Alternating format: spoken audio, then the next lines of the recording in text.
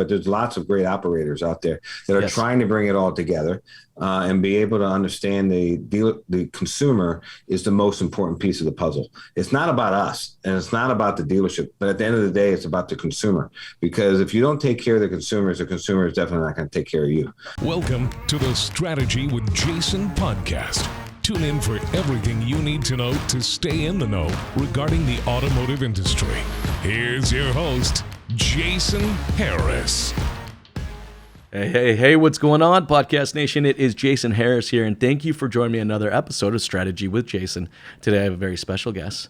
I have the one, the only, the oh-so-famous Mr. Aaron Bickart with me. Aaron, what's going on, man? How you doing? Hey, Jason, how you doing? Thanks for having me on the show. I don't know about famous, but, a lot of people call me infamous. There we go. We'll go infamous then. Okay, fair enough. We'll go infamous is probably the best way to do it, Hey, Aaron, I'm excited, man, to jam with you today. We got some pretty darn cool topics, that we're going to go over. Hey, but before we go into those topics, I love kicking off these podcasts with a little origin story.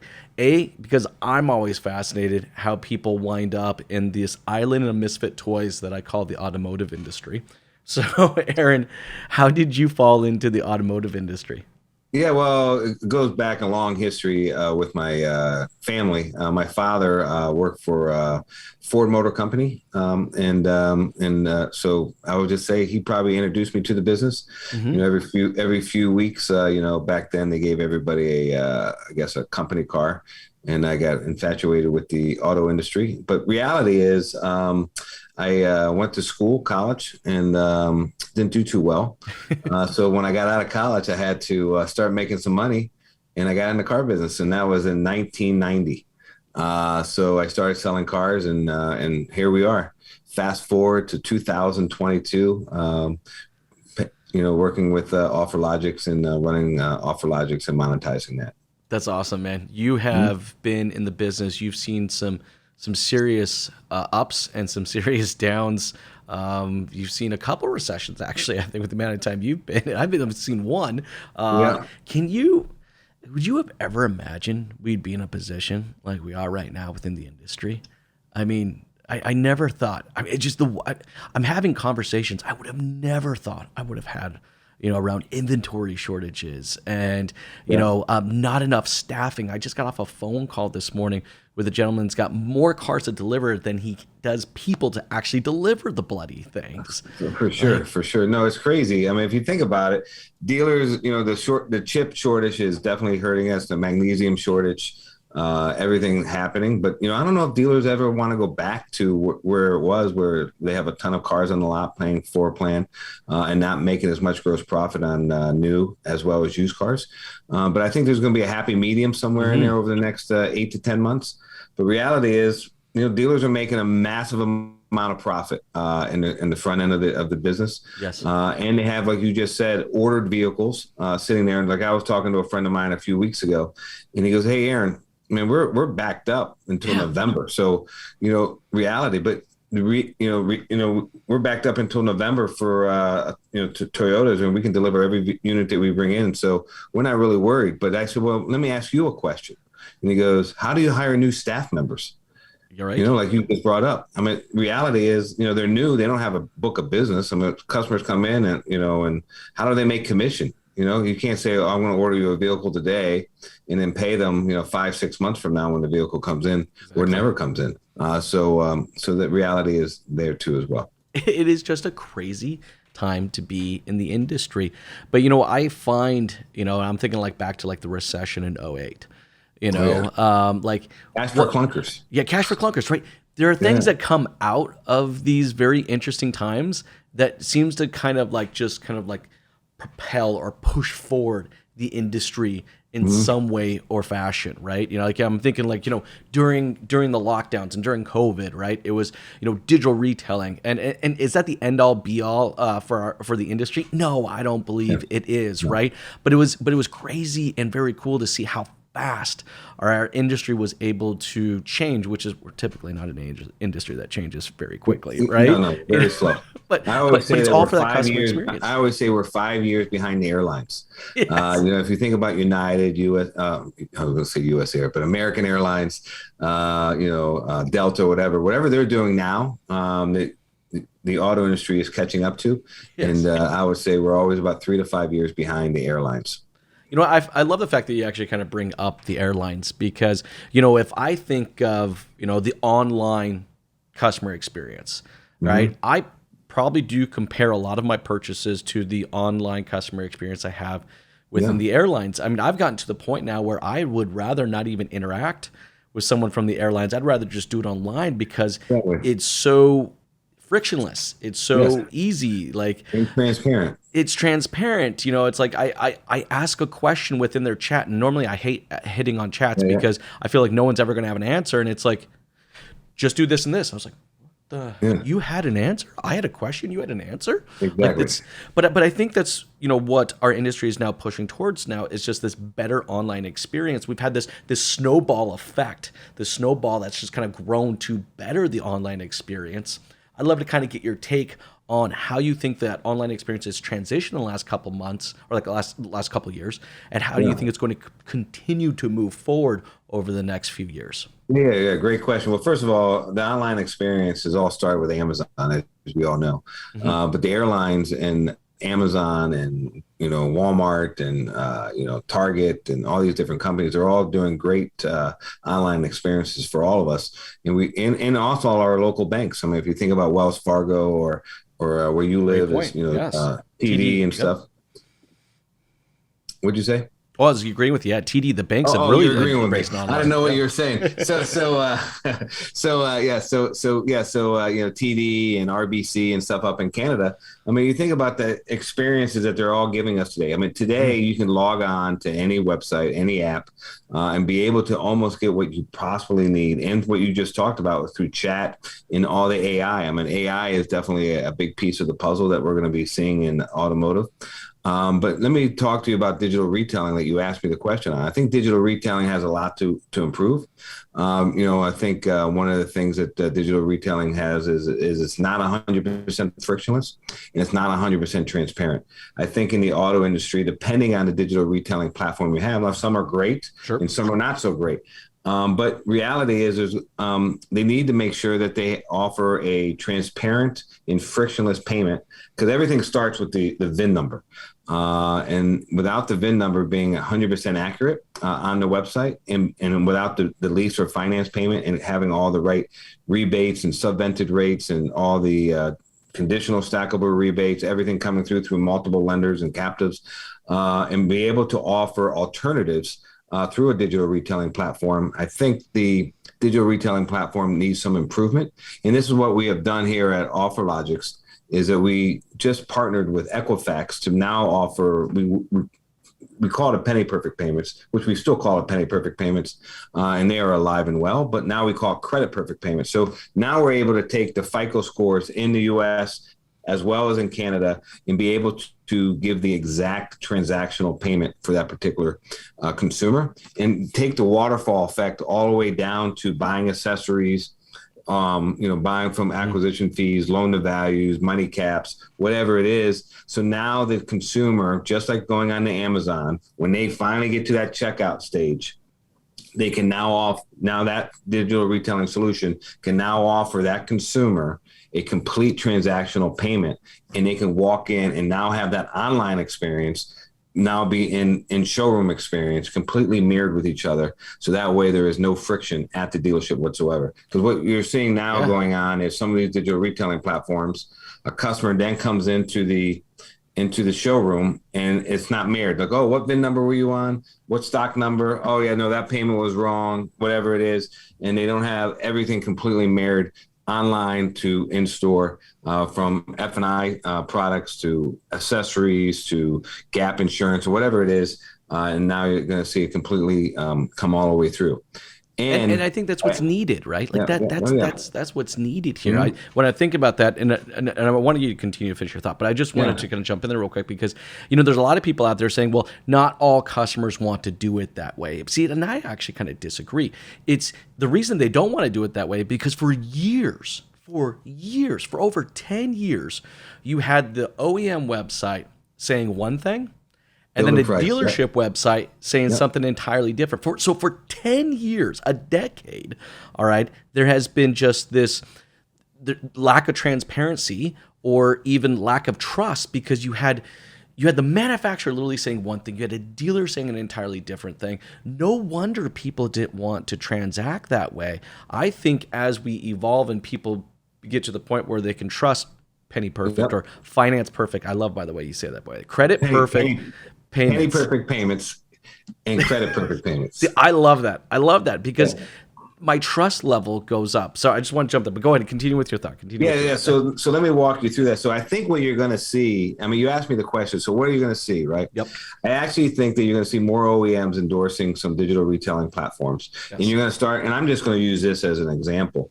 I'm not really, sure exactly how it's going to come out to play, but the McDonald's concept, right? The Subway concept. If you think about McDonald's, every McDonald's is basically ran the same exact way. All the Chick-fil-A's are all ran the same way. All the Subways are all ran the same way. So reality is McDonald's, Chick-fil-A, and let's just say Subway, they're all franchise owners, just like we have here in the United States as well as in Canada. You're actually going to say, okay, well, you have the OEM website, you might have a tier 2 website, and then you might have a tier 3 website, which is the dealership's website.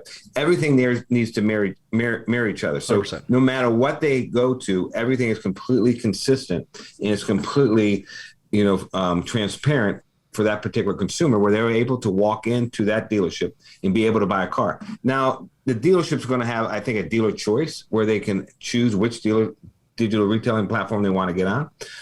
But reality is it's going to fall all the way down from tier 1, tier 2 to tier 3, all the way through the solution itself. You know what? I actually just recently experienced this. So, Hyundai here in Canada has mandated a specific digital retailing tool. All right. It's the exact same tool that's on their OEM website versus what's on their dealer websites. So, we're shopping for a new family car. Mm-hmm. Currently right now I'm driving a 2017 Nissan Armada.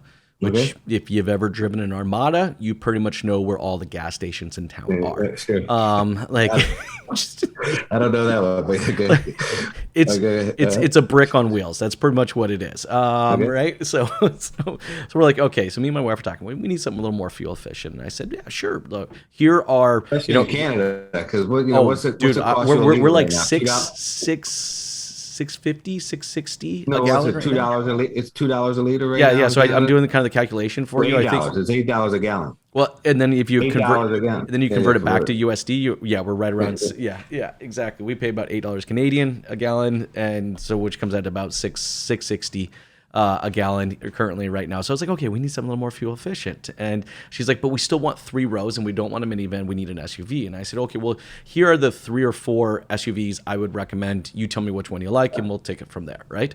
And she comes back to me with a Hyundai Palisade. Oh, yeah. I'm like, yeah, that's cool. Nice. That's nice. V6, right? And she goes, yeah, I want this model, this color, these seats, these everything, right? I said, okay, cool. She sent me, a thing that she did online on the OEM website. I was like, okay. Exactly. She built it up. So I reached out to a good Hyundai dealer. I'm sure I know a lot of Hyundai dealers, right? So I'm like, I just asked him. I said, hey, look, wife's looking for this, these features, this color, these seat configurations, and sure enough, he hits me back with the exact same payment as what my wife created. I was like, sorry, excuse me? Yeah. What? Like that's the right price? He's like, oh yeah. I said, okay, cool. What do you need? I need $1,000 deposit. Okay, done. Like it was just that simple. I just did the whole transaction just over the phone. And I think the reason I felt comfortable giving that $1,000 deposit and just going ahead and doing it was because whatever she printed off online and she was comfortable with what it cost was exactly what the dealership was quoting me. That's correct. Yeah. I've never had that happen. It's a McDonald's concept. That's what I'm going to call it. So let's go down the rabbit hole of transparency, because I think that's ultimately what this created, right? But I think we use that word in our industry a lot. It's kind of a buzzword, like transparency, you know? But I think when we move towards transparency, we get trust. That's the byproduct of transparency. But I don't think a lot of dealers necessarily understand how they create transparency. They think it's something that just happens, but it's something we actually intentionally have to create. How do you think we intentionally create transparency? Well, that's a great question. I actually think it starts from the top. Every dealership is ran uniquely. and a lot of dealerships are not embracing the new wave. When I say new wave, is the transparent or frictionless consumer experience, which I call the ultimate consumer experience. And I actually stole that from BMW. They call it the ultimate driving machine, but I call it the ultimate customer experience. Love it. And at the end of the day, consumers matter. I mean, in today's world, cars are being delivered to people's homes, offices, or wherever, or all the way across multiple states. So consumers are not loyal to a particular dealership locally. They're only loyal to, at the end of the day, the price and the monthly payment. Now, with that said, they are loyal to to dealership service departments. So if they want to make sure that they can sell every car within their, ASA or PMA or whatever acronym they want to use for that particular OEM, they need to make sure that they have a completely frictionless and transparent process, not only online, but also in the dealership. And it starts at the top. The dealer principal and the general manager need to make sure that they educate their sales staff, their managers and so forth, as well as in the service department, that everything is completely done and completely upfront versus trying to hide things like they used to do. I think those days are long gone. And we need to make sure that it's 100%, you used the word 100 times today, transparent and frictionless at the same time. Well, but no, look, you're right. The ultimate customer experience.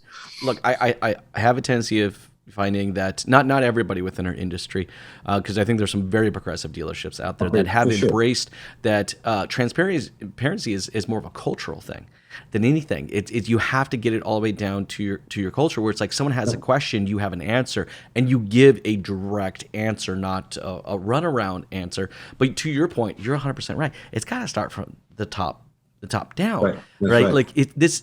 Transparency is not a marketing campaign. Let's just say that. It's not something we can just go out there and say, we're the number one transparent dealership in the Tri-City area. Come down today. You can't. It's not something you say as much as something that you do. Exactly. And look, we all know what we do. We sell cars and service them, right? We all know how we do it. Like, that's pretty straightforward. Yeah. But why we do it the way we do it, now that becomes kind of a cultural play. And, if transparency is, let's call it, a pillar within my business, then I have to develop, train, and coach on how to be transparent. It's not something that just happens one day. It's something that I have to build into. Now, our industry is built of people, processes, and technologies. Yeah. Now, we've talked about a technology that can help us be transparent, but if we don't have people and process in place to ensure that we're being transparent with the technology that we're using, it's never going to happen, which is kind of going into our next topic, because I'm talking about process, about consistency.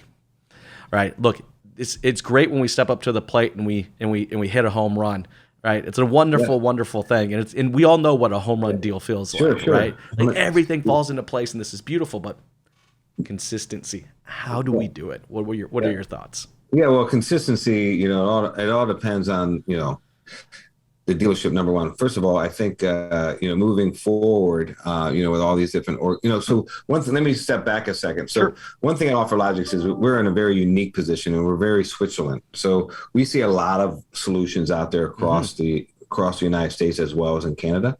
And one of the things that I always ask the CEOs and the CTOs of these major companies as well as small companies is, what kind of open APIs do you have today to become more consistent? So are you building a widget? Are you building things independently? So how do we make sure that we have a consistent medium of messaging across all the different mediums of advertising? I mean, today's the advertising mediums, from email to mail to digital retailing to TV to OTT to CTV, you name it, there's always something out there, but how about social media? I mean, how do you get it across all the platforms on TikToks, Facebook, Snapchat, Pinterest, whatever it is? Yep. Across the board, and you don't know where anyone's going to be entering the process of buying a car or servicing a vehicle. So everything needs to be consistent, not only what you're doing, but you need to figure out how to make it consistent, and you have to partner with the right company to make sure that it's the correct consistent marketing. I think you're right. Partnering with the right company is a big one. Yes. Because we're both in the vendor space, and I would love to say to the entire industry that all vendors are created equal, but it ain't true. It's just not. Well, I'm not allowed to say that. I get to say it. I'm very Switzerland. That's right. So, You can be Switzerland. I don't have to be. I'll be the U.S. Like I'll start naming people off. No, I'm just kidding. But no. There are some vendors that do really, put a lot of focus towards how transparent and consistent they are as a company. So therefore, their product is built that way. I still find a lot of products in the industry, I'll call them gated products, where there's a gate. It's like, well, for a consumer to get this, you have to do that. You have to fill out a form, first name, last name, whatever it is. God, I could get on a soapbox when it comes to forms. I've said it a million times. It's first name, last name, email address, phone number, shoe size, blood type, firstborn, just for the opportunity to get a response back saying, thank you for your time. I don't appreciate your time, but I'll get back to you when it's good for me, right? Like, it's the worst thing in the world. Exactly. But to your point, like, as I love this actually, because I love finding rabbit holes, and we're going down a rabbit hole, which I like now, right? Because if my dealership goal is to be consistent and transparent, then I think the vendors I work with need to have that same goal in mind. So I can't say I want to be consistent and transparent, and then I go bring on, I don't know, a widget company. XYZ company. Yeah, XYZ company that is not consistent and transparent. They gate, the question. It's like, you have a question? Cool. We need you to answer ours before we can answer yours. Like Yeah. Well, they all try to get their real estate, right? Everyone's trying to get real estate on the dealership's website, especially online. But the problem is online is not always where it is. Back in the old days, Jason, I mean, I'm sure you looked at a newspaper ad back in the day. And when someone carried a newspaper ad, they used to keep it in the car, and they never told us that they were looking at the newspaper. But then when we appraised that car to get the information, we knew that they had a newspaper ad from our dealership or the local Chevrolet dealership down the street. And we call those stealth buyers. So reality is there's more stealth buyers really today in today's marketplace. And what they're trying to do is not make them as stealth. But the other issue is, like you said, the gatekeepers, they fill out that information. They come in and see Jason Harris. Jason Harris doesn't even know that they filled out a form. The internet department, and 2 doors down from Jason's office, it has that information, and they don't really talk to each other. Yep. So now it becomes, has a lot of friction. Hey, I was already online. I already talked to Aaron in your internet department, or they don't say it. They act like they're a stealth buyer because they maybe get a better price from Jason Harris. Isn't that the worst feeling ever? At the end of the day, we got to make sure that it's a complete one-step process. But I'm going to say this on this podcast, and I've never said it really on any podcast or any CBT news or whatever. But Open API is here. Mm-hmm. All these vendors, if they want to, they all need to work together, and they need to have an Open API. And once the Open API comes together, this ADF, XML leads, that's great. That's wonderful. It needs to be rewritten. I get it. 100%. But Open API is what needs to happen in our industry. And once it gets to an Open API, I think the frictionless and transparent process will actually improve. Well, yeah, I think that's a great point, right? Like, how can we as a dealership provide a frictionless experience if within our own technology or processes there is a lot of friction that exist in the first place, right? Sure. Like, look, I know people give me a hard time because they say I like to shit on dealers. I don't shit on dealers. I got a little tough love. Yeah. Right, because I was a dealer. It's just a little tough love, Look, there are some amazing operators out there, Like I was just talking a few weeks ago, Brian Kramer, right? Like, what an amazing operator. Well, he just moved. Now he's over at Cars doing EVP of AccuTrade, I think. Exactly, and Brian Benstock, another dude, the guy lives and breathes transparency, consistency, and frictionless. Like, I swear he probably has it tattooed somewhere on his body. I don't know, probably not, but there are some great operators out there that are doing it, and they're making money. There's just for such a long time, there seems to be this mentality of like, no, I need to hold back. I'm not going to be completely transparent. I need to provide a little bit of friction because I need to get something from them before they get something to me. And this has been the method of selling cars for a long time. but it's not the case. And I love the fact you bring up open APIs, because that's just one more step of us being frictionless, is that we have to be completely open with each other in the way that we transfer data back and forth because of processes and our technologies. Oh, yeah, for sure. I mean, yeah, but, being frictionless, like Brian Benstock and Consistent Marketing and Brian Kramer when he was over at Germain Toyota, but there's lots of great operators out there that are trying to bring it all together and be able to understand the consumer is the most important piece of the puzzle. It's not about us and it's not about the dealership, but at the end of the day, it's about the consumer. Because if you don't take care of the consumer is definitely not going to take care of you. Let me repeat that. If you don't take care of the consumer will not take care of you. What I mean by you is the dealership or the OEM or whatever it is. So we got to make sure we take care of the consumer. And that's where I always say the ultimate customer experience always comes into play. No, look, and I know we're getting towards the tail end of our conversation, and I think that's an amazing place to kind of, to bullet point to kind of stop there, is because, look, ultimately, if you are going to make a commitment to being transparent, consistent, and frictionless with the intent of creating a better customer experience, you do it for the customer. You don't do it for yourself, all right? But the more you do it for the customer, the more profitable you become. That's just true. We've seen that in every vertical out there. You mentioned Amazon earlier. Amazon's a perfect example of that. Yes, exactly. Do it for the customer. Next day shipping? Come on. Can you just imagine what kind of a craziness that was when they're like, no, guys, we're going to do it. We're going to figure it out. Like, it's going to happen, right? We're going to do it for the customer. And now they deliver in an hour or something. That's true in some cases. I would have drones going to fly over my house here pretty soon. But right? I know you say you live in Canada, but I don't know about Discount Tire. So, Discount Tire, I don't know where their process is online. So I've been trying to figure that one out, or Swiss Chalet. So, you got to, do they deliver to everyone's home and make sure that, they get the rotisserie chicken and their fries and the Swiss Chalet sauce. Got it. But no, I'm only messing around. But you're right. Amazon changed us for life, and everyone's been catching up and they've been trying to figure it out. I mean, I would say the majority, I'm not going to say everybody, but the majority of us have all purchased something from Amazon. Target, Walmart, and definitely in the United States. And I'm sure since you live in Canada, you've been to Discount Tire too as well. Of course. Look, every business that has done this has been very profitable and grown because of it, right? Hey, Aaron, I know we're at the tail end of our conversation today. Really appreciate you taking the time to jam with me. This has been a lot of fun. But before I let you go, for everybody that's watching and listening right now who would love to connect with you, learn a little bit more about yourself, or follow along with your journey, what's the best way to connect with you? Yeah, the best way is on LinkedIn, of course. I would say look me up on LinkedIn, Aaron Bickart at LinkedIn, or you can just email me if you wish at Bickart, which you're going to have to get a pen out, but spelled B as in boy, ICKART at offerlogics.com. Awesome. Hey, Aaron, thank you so much for taking the time to jam with me today. This has been a lot of fun. You have yourself an amazing day. Yeah, thank you, Jason. It was a pleasure. Thanks for tuning in to the Strategy with Jason podcast with your host, Jason Harris. Don't want to miss new content? Be sure to check out the full podcast library at strategywithjason.com to stay in the know. Remember to like, comment, and subscribe. Happy podcasting.